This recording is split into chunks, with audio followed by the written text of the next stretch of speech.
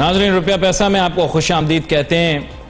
پاکستان کی معیشت بہت سخت دباؤ کا شکار ہے، اور آج میں مقامی طور پہ کسی کے ہاتھ نہیں جوڑوں گا، بلکہ میں چاہتا ہوں کہ میں آج IMF کے ہاتھ جوڑ لوں اور ان سے گزارش کروں کہ پاکستان کی معیشت بہت زیادہ دباؤ میں ہے۔ IMF والوں سے میں کہنا چاہوں گا کہ سر، ہم بے وجہ آپ لوگوں کو برا بھلا کہتے ہیں، حقیقت اور اندر کی سٹوری مجھے پتہ ہے کہ آپ لوگ تو حکومت کو یہ کہتے ہیں کہ معاشی طور پر اپنے ہاں ڈسپلن پیدا کریں، اور حکومت اس کا فائدہ اس طرح سے اٹھاتی ہے کہ جہاں ان کو اپنے اخراجات کم کرنے چاہیے وہ اپنے اخراجات کم نہیں کرتے، بلکہ اس کے بجائے عوام پہ بوجھ ڈال کر آپ کا قرض یا ادھار لوٹانے کی کوشش کرتے ہیں۔ ہمارے سامنے حکومت، چاہے وہ ماضی کی ہوں یا موجودہ ہوں، وہ یہ ڈرامے کا لفظ تو نہیں استعمال کرنا چاہتا، لیکن بہت سارے لوگ یہ کہتے ہیں کہ حکومتیں ڈرامہ کرتی ہیں۔ یہ والی حکومت نہیں، یہ والی حکومت تو بھائی مدینہ کی ریاست بنانا چاہتی ہے، لیکن سمجھ تو آگے آپ گئے ہوں گے۔ لیکن بات یہ ہے کہ ڈرامے کر کے ہمیں یہ بتاتے ہیں کہ آپ لوگ بہت برے ہیں، اور دراصل آپ کی وجہ سے یہ سارے مسائل پیدا ہو رہے ہیں۔ لیکن حقیقت مجھے پتہ ہے کہ IMF ایک برا ادارہ نہیں ہے، بالکل جیسے بینک ادھار دے کر واپس مانگتا ہے، IMF بھی ادھار دیتا ہے، واپس مانگتا ہے۔ آپ کی شرائط تھوڑی سخت ہیں۔ میں صرف آپ سے یہ کہنا چاہتا ہوں، میں جانتا ہوں کہ آپ کا ظاہری بات ہے کمرشل انٹرسٹ ہوتا ہے، لوگ آپ کے بارے میں منفی بات کرتے ہیں، لیکن میں آج مثبت بات کرتا ہوں۔ میں کہتا ہوں کہ آپ پاکستان کے موروثی حالات کو سمجھتے ہوئے جو اپنی شرائط ہیں ان میں تھوڑی نرمی لائیں، نمبر 1۔ نمبر 2، حکومت کو آپ مجبور کریں کہ وہ اپنے اخراجات کم کرے، جو اپنی عیاشیاں اور خرچیاں دوبارہ جاری ہیں۔ آپ کو پتا ہوگا یہ سارا تو ڈرامہ ہے کہ نواز شریف VIP پروٹوکول دیتا تھا، زرداری دیتا تھا، اور آج والے جتنے ہیں وہ نہیں لیتے، ٹھیک ہے؟ سوائے عمران خان کی ذات کے باقی تمام لوگوں نے اپنے سارے دھندے اور دکانیں چلائی ہوئی ہیں، اور دبا کے خرچے اور VIP پروٹوکول اور جناب سیکیورٹی پروٹوکول بھی لے رہے ہیں۔ تو سر آپ کیا کریں، IMF والوں سے میں گزارش کرتا ہوں کہ سر کل آپ لوگ جا کر فائنانس منسٹری میں بیٹھ جائیں اور بولیں حکومت کو کہ یہ تمام عیاشیاں بند کروائی جائیں، فوری طور پر تمام VIP پروٹوکول، پولیس سیکیورٹی واپس لی جائے، وزراء سے، مشیران سے، صوبائی سطح پر، وفاقی سطح کے اوپر، اور جیسے PM صاحب اپنا پروٹوکول منیمم رکھتے ہیں، اسی طرح CM بوزدار صاحب عمران خان صاحب سے تو زیادہ امپورٹنٹ نہیں ہے نا، تو ان کا VIP پروٹوکول بھی فوراً ختم کیا جائے، گورنر پنجاب کا پروٹوکول ختم کیا جائے، گورنر سندھ کا پروٹوکول ختم کیا جائے، چیف منسٹر سندھ کا پروٹوکول ختم کیا جائے، چیف منسٹر بلوچستان کا پروٹوکول ختم کیا جائے، گورنر بلوچستان کا پروٹوکول ختم کیا جائے، چیف منسٹر KPK کا پروٹوکول ختم کیا جائے، گورنر KPK کا پروٹوکول ختم کیا جائے، اور دیگر تمام وفاقی وزراء جو پروٹوکول لے کر بے وجہ گھوم رہے ہیں اور ان کو لگ رہا ہے کہ عوام سے زیادہ اہم ہے یہ اور ہماری ووٹ لے کر آتے ہیں، تمام کے پروٹوکول ختم کیے جائیں۔ سرکاری افسران کو صرف اتنی گاڑیاں اسائن کی جائیں جتنی ان کو الاؤ ہیں، ان کا فیول ایلوکیشن دوبارہ چیک کیا جائے۔ گھر میں جو انہوں نے بے وجہ اپنے ڈپارٹمنٹ کے ملازمین کو نوکر، مالی اور مسالچی اور جناب اور دیگر چیزوں پر مامور کیا ہوا ہے، ان کو واپس لوٹایا جائے۔ حکومت اپنے اخراجات کم کر کے، بے وجہ کے الٹے سیدھے اخراجات کم کر کے اس کے علاوہ تمام SOE اسٹیٹ اونڈ انٹرپرائزز کو فوری طور پر نیجکاری کے ذریعے لے جایا جائے، بالخصوص PIA کو دیکھا جائے، PIA کی نیجکاری کی جائے۔ اس کی وجہ یہ ہے کہ PIA کے جہاز میں جاتے ہی انسان فوراً بزرگوں کا ادب اسے یاد آ جاتا ہے۔ تمام ایئر ہوسٹسیں جو ہیں وہ پھپھو اور خالہ کی عمر کی ہوتی ہیں، ان کو دیکھتے ہی بے ساختہ منہ سے نکلتا ہے پھپھو ذرا ایک گلاس پانی لا دینا۔ PIA کو فوراً نجات دلائی جائے، جو پرانے تمام لوگ وہاں پر ہٹ نہیں رہے ہیں۔ پاکستان شٹیل کو بھی فوراً جو ہے وہ پرائیویٹائز کیا جائے، کیونکہ وہاں سے ہر چیز جو ہے وہ اسٹیل تو ہو چکی ہے، اب بچا کچھ ہے ہی نہیں۔ میرے ساتھ بہت ہی فاضل مہمان آج شامل گفتگو ہیں، ان سے اب عوامی پس منظر کرتا ہوں، بہت ہی سخت اور تلخ باتیں کرتا ہوں بھائی، اسی لیے میں پہلے ہی معذرت کر لیتا ہوں کہ آج جو ہے وہ میری طبیعت بھی خراب ہے اور میرے مزاج بھی خراب ہیں۔ میں معذرت چاہتا ہوں اگر میں کوئی سخت باتیں کروں، لیکن میں عوام کی نمائندگی کروں گا، کیونکہ آج 2 سال میرے مکمل ہو گئے ہیں اب تک کے اوپر، اور میں بڑا شکر گزار ہوں انتظامیہ کا بھی، مالکان کا بھی، اور اپنی پروڈکشن ٹیم کا بھی، کہ جن کے ساتھ کے بغیر یہ سب کچھ ممکن نہیں ہو سکتا تھا۔ شمیم فرپو صاحب، آپ کو ویلکم کرتا ہوں شو میں۔ آپ سابق صدر ہے KCCI رہے ہیں، آپ ظاہری بات ہے میری تند و تیز باتیں سن رہے ہوں گے اور میرے سوالات کا جواب دینے کے لیے بھی تیار ہوں گے، اور ہم وقت تیار رہتے بھی ہیں۔ مجھے یہ بتائیے گا سر، یہ جو شرائط ہیں ان میں نرمی لانا اب ضروری ہو گئی ہے؟ آپ کافی دفعہ یہ بات کر چکے ہیں کہ معیشت پاکستان کی ترقی نہیں کر سکتی جب تک کہ بین الاقوامی ادارے جو ہیں اپنی شرائط میں ریلیکسیشن نہ لائیں اور حکومت اصلاحات نہ کریں. جی بسم اللہ الرحمن الرحیم. علی بھائی آپ نے انٹرو کے اندر اتنے سارے مشورے دے دیے ہیں کہ میرا خیال ہے کہ اگر ان کے اوپر عمل کرنے وہ جائیں گے تو 1 سال تو اور مزید اسی میں گزر جائے گا، اور شاید 4 سال بھی اسی میں گزر جائیں. جتنے آپ نے مشورے ان کو دے دیے ہیں اور جتنا لمبا آپ نے انٹرو دیا ہے تو میرے لیے تو کہنے کو کچھ آپ نے چھوڑا ہی نہیں ہے، خود ہی سارے مشورے دے دیے.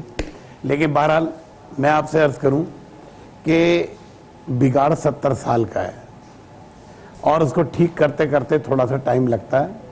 ٹائم ان کو دینا چاہیے. ٹائم سال سوا سال. اگر پچھلی حکومتوں کا بھی آپ دیکھیں تو کسی نے کچھ بھی نہیں کیا تھا اور ان کا جواب یہی ہوتا تھا کہ ابھی تو 1 سال نہیں بھائی، یہ 1 سال ہوا ہے تو اس کے اندر ہم کیا ابھی آپ ہم سے حساب لینے بیٹھ گئے یا کیا ہمارے سے بات کرنے بیٹھ گئے.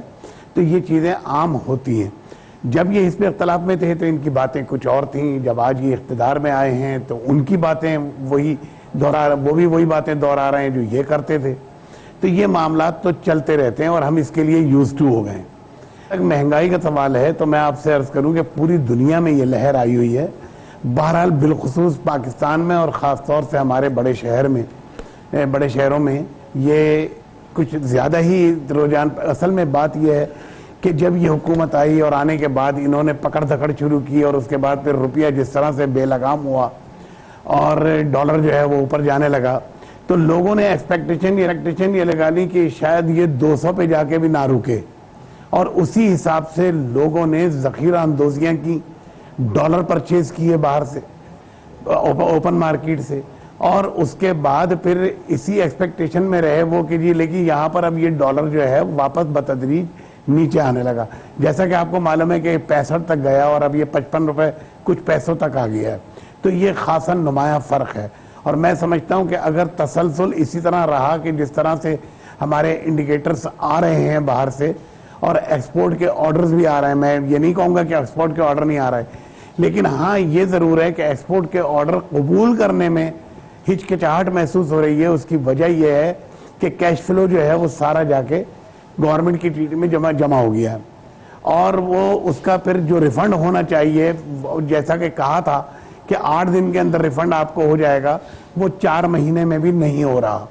تو یہ بہت بڑا خلا ہے جس کے بنا پر لوگوں کے پاس کیش فلو ختم ہو گیا اور وہ اب ایکسپورٹر جو ہے وہ ایکسپورٹ کرنے کی پوزیشن میں نہیں ہے، مزید آرڈر لینے میں ہچکچا رہا ہے.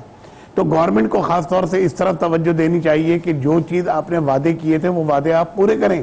ایکسپورٹر کو آپ نے بالکل ٹھیک ہے، ڈالر اوپر جانے کی وجہ سے ہم کمپٹیٹر جو ہمارے ہیں ان سے ہم مسابقت میں آگے ہو گئے، لیکن آرڈر بھی آ رہے ہیں، لیکن ہمارا جو ریفنڈ ہے وہ جب تک ریلیز نہیں ہوگا، لوگوں کے پاس کیش فلو نہیں ہوگا، بات ہے کہ بھئی اس کے اندر آگے نہیں بڑھ سکیں گے اور خوش دلی کے ساتھ آرڈرز کو جو آ رہے ہیں وہ قبول نہیں کر سکیں گے. جی سر. تو میرا کہنے کا مقصد یہ ہے کہ کچھ کام ایسے ہیں کہ جو بنیادی طور کے اوپر سب سے پہلے کرنے کے تھے. مثال کے طور پہ چھوٹے تاجروں کا مسئلہ حل کرنا چاہیے تھا آج سے بہت پہلے. نہیں آپ کو اطمینان ہے یہ جو بھی ڈیل ہوئی ہے ابھی؟ دیکھیے میں سمجھتا ہوں کہ یہ بتدریج آہستہ آہستہ کر کے یہ اگلے بجٹ تک چلا جائے گا. یہ ہٹا نہیں پائیں گے کیونکہ IMF کی شرط ہے کہ آپ ان کو ٹیکس نیٹ میں لے کر آئیں، اور یہ جو ID کی شرط ہے یہ شرط جو ہے وہ IMF کی طرف سے ہے جس کو یہ قبول کر بیٹھے ہیں. البتہ یہ ضرور کریں گے کہ جیسے جیسے اس کے اوپر احتجاج ہوتا ہے تو اس کے بعد پھر وہ اس کو وجہ بنا کر تھوڑا سا پھر ٹائم دے دیتے ہیں اور آگے بڑھا دیتے ہیں. اچھا شمیم صاحب، جیسے میں نے ابتدائیے میں کہا بنیادی بات یہ ہے کہ IMF کی تو جو ایم ہے وہ یہ ہے کہ ادھار دیا ادھار لوٹاؤ.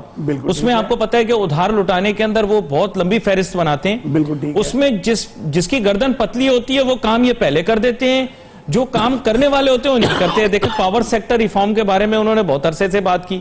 انہوں نے کہا کہ آپ کے ہاں ڈسکو ہیں، ڈسکو کو ٹھیک کریں. معذرت یہ ڈسکو ڈسٹریبیوشن کمپنی ہے، وہ سنے تو ڈسکو تو ہمارے ہاں کچھ اور ہوتا ہے، لیکن ڈسکو کو، پاور سیکٹر کو اور بالخصوص پیپ کو وغیرہ اس طرح کے اداروں کو آپ ریفارم کریں، کیونکہ سرکولر ڈیٹ آپ کو پتا ہوگا اربوں ڈالر کی ہمارے ہاں مسئلہ ہے اس کا. پھر بنیادی طور پہ وہ کہتے ہیں حکومتی اخراجات کم کریں، خرچیاں کم کریں اور لینر گورنمنٹ لے کر آئیں، تھنر گورنمنٹ لے کر آئیں. گورنمنٹ کے اندر جو موجود لیکیجز ہیں ان کو کیپ کریں، لیکن یہ وہ نہیں کرتے. لیکن جو عوام والی چیزیں ہوتی ہیں، مہنگائی کر دینا، چیزوں کی اشیاء خورد و نوش کی قیمتوں میں اضافہ، گیس پیٹرول وغیرہ ان کی قیمتوں میں اضافہ، وہ فوراً کر دیتے ہیں. یہ سمجھ نہیں آئی بات. یہ آسان ہے عوام کے اوپر بجلی گرانا کیا؟ یہ دراصل ہمارے ہاں عرصہ دراز سے یہی ہوتا چلا آیا ہے کہ ایڈ ہاک سسٹم پہ کام کرتے ہیں، اور جو چیز ان کی دسترس میں ہوتی ہے اس کے اوپر فوری طور سے عمل درآمد یہاں لینے کے بعد اور دینے کے بعد کچھ اور ہوتے ہیں. جی میں نے آپ سے عرض کیا نا کہ جس چیز کو لینا ہوتا ہے اس کو تو فوری طور پہ لے لیتے ہیں، جی. لیکن جو دینا ہوتا ہے اس کے اندر وعدے کے باوجود اس کو ٹائم پہ نہیں دے پاتے. تو اس کی وجہ سے لوگوں میں مایوسی پھیلتی ہے اور بریچ آف ٹرسٹ ہوتا ہے، یہ کہ ٹرسٹ ختم ہو جاتا ہے ان کا کہ جو آپ کہہ رہے ہیں وہ کرتے نہیں ہیں. سر دیکھیں، اب چھوٹے تاجر وغیرہ سے اگر ٹیکس لے بھی لیں گے تو میں تخمینہ تو نہیں لگا سکتا، لیکن میرے خیال چند سو ارب روپوں سے زیادہ کا میرے نزدیک وہ تخمینہ نہیں بنتا. لیکن پاور سیکٹر کے آپ کو پتا ہے جو سرکولر ڈیٹ ہے وہ تو یہ مطلب ہمیشہ جو ہے وہ اس کا 1000 ارب کے آس پاس کی کہانی ہوتی ہے، کبھی 800 ارب، کبھی 500 ارب، کبھی 600 ارب.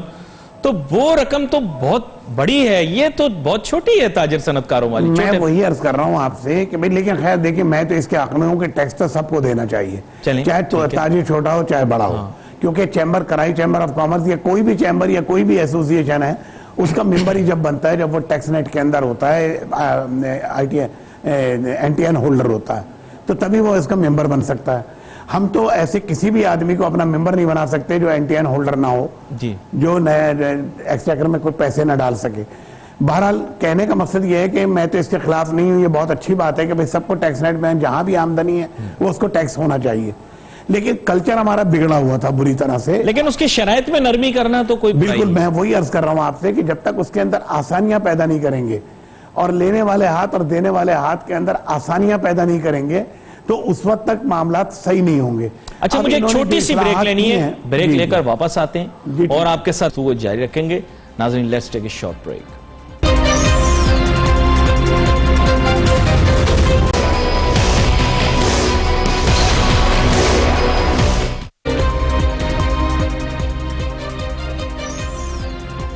ویسے سچ بات تو یہ ہے کہ یہ بھی ایک سازش تھی کہ عمران خان صاحب جو کہ ابھی موجودہ وزیر اعظم ہیں، ان کو 2013 میں حکومت میں نہیں آنے دیا گیا اور ان کو اس مشکل وقت کے اندر ملک کا وزیر اعظم بننے کا موقع ملا جس وقت معیشت تباہ ہو چکی تھی اور بین الاقوامی سطح کے اوپر بھی معیشت تباہ ہو چکی تھی. تو تباہ ہو چکی ہے. To be very frank, economic recession is in the making, اور اس میں نہ تو اس حکومت کا اور نہ موجودہ وزیر اعظم کا کوئی قصور ہوگا. ٹو بی ویری فرینک، جہاں تک گلوبل اکنامک ریسیشن کا تعلق ہے. خیر، اس سازش کو میں کافی عرصے پہلے بھی بے نقاب کرتا رہا لیکن کسی نے میری بات سنی نہیں. آج مشکل حالات کے اندر حکومت ملنے پر شاید گورنمنٹ کو سمجھ نہیں آ رہی کہ میٹرز کو کس طرح سے ریزالو کریں. اور سونے پہ سہاگا یہ ہوا کہ اسد عمر صاحب کو ملک کا وزیر خزانہ بنا دیا گیا اور انہوں نے پھر جو کیا معیشت کے ساتھ آپ کو پتہ ہے. اس کا مجھے آپ کو بتانے کی ضرورت نہیں ہے. جو لوگ انڈین فلمیں دیکھتے ہیں ان کو پتہ ہے ویلن جو ہے وہ ہیروئن کے ساتھ کس طرح کا رویہ. معذرت، غلطی ہو گئی، فوراً اپنے الفاظ واپس لے لیتا ہوں، حذف کر دیے جائیں. شمیم فرپو صاحب، اب بات ہو رہی تھی بریک پہ جانے سے پہلے جہاں آپ بات کر رہے تھے اصلاحات کی اور ٹیکسز کی، اور آپ یہ کہہ رہے تھے کہ تاجر صنعت کار قطعی ٹیکسز کے خلاف نہیں بلکہ چاہتے ہیں کہ ٹیکسز دیے جائیں. لیکن نظام میں کچھ تبدیلی کی ضرورت ہے. میں چاہوں گا اس پر تھوڑی وضاحت. نہیں، تبدیلی سے مراد صرف آسانیاں پیدا کرنا ہے کہ اگر چھوٹے تاجر، دیکھیے بڑا تاجر جو ہے یا بڑا امپورٹ ہاؤس جو ہے، اس کے پاس تو اسٹاف ہوتا ہے، اس کے پاس وکلا ہوتے ہیں، وہ ساری چیزیں ارینج کر سکتا ہے. جتنے بھی آپ نے ود ہولڈنگ ٹیکس ایجنٹ بنا دیا سارے بڑے تاجروں کو، ٹھیک ہے، انہوں نے قبول کر لیا آپ کے ساتھ، اور اس کے بعد پھر حساب و کتاب کا مسئلہ یہ ہوتا ہے کہ ہر مہینے پہ ریٹرن داخل کرنی ہے. نہیں کیا تو آپ اس کے اندر تادیبی کارروائی کا حق رکھتے ہیں. حالانکہ بھائی بغیر تنخواہ کے وہ آپ کا کام کر رہا ہے. یہ کام اس کا تو نہیں ہے کہ وہ ٹیکس کلیکٹ کرے اور آپ کو، یعنی اپنا ٹیکس تو وہ جمع کرا سکتا ہے لیکن دوسروں کا ٹیکس کاٹنے کے بعد پھر وہ جمع کرائے، اور اگر اس کے اندر کوئی اتفاق سے اس سے غلطی ہو جائے تو اس کے بعد وہ سودی میں لگ جائے. تو پھر کہنے کا مقصد یہ ہے کہ یہ تو کوئی بات ہے، وہ آپ کا ملازم تو نہیں ہے، وہ تو ایک آنریبل ٹیکس پیئر ہے. I agree. तो टैक्स पे भी कर रहा है, टैक्स कलेक्ट भी कर रहा है, आपको जमा भी करा रहा है, लेकिन उसके अंदर अगर जरा सी कोई कोताही हो गई या आपके समझने में फर्क आ गया कि भाई आपने उसको सही तरीके से समझा नहीं, तो आपने फौरी तौर से उसके ऊपर तलवार लटका दी। सर क्योंकि ब्यूरोक्रेट पॉलिसियां बनाते हैं ना हमारे मुल्क के अंदर, जो लॉ मेकर है वो तो पॉलिसी बना ही नहीं रहा। ये बात हम अरसे से सुनते चले आ रहे हैं कि जी एफबीआर को स्ट्रक्चर जो है उसका चेंज होगा, एफबीआर को खत्म कर देंगे, कोई दूसरी यानी नाम से इसको लेकर आएंगे और ये चीजें मुतवातर के साथ, लेकिन फिर वहीं पर वही बात है कि धाक के 3 पात वहीं खड़े होते हैं हम लोग। तो ये जैसे कि आपने देखा कि छोटे ताजिरों का मसला, जहाँ हालांकि ये तो जब आप बजट लेकर आ रहे थे और उसका अनाउंस कर रहे थे तो उससे पहले आपकी वर्किंग पूरी कंप्लीट होनी चाहिए थी। तो आपको ये था कि भाई उसी वक्त उनके लिए अनाउंस करते, लेकिन आपने रो रो के 7 महीने तकरीबन गुजार दिए और उसके बाद 6 महीने मई में बजट आया था और आपने अब जाके उसका मसला हल किया, और वो भी टेम्परेरी एडहॉक सिस्टम, परमानेंट नहीं।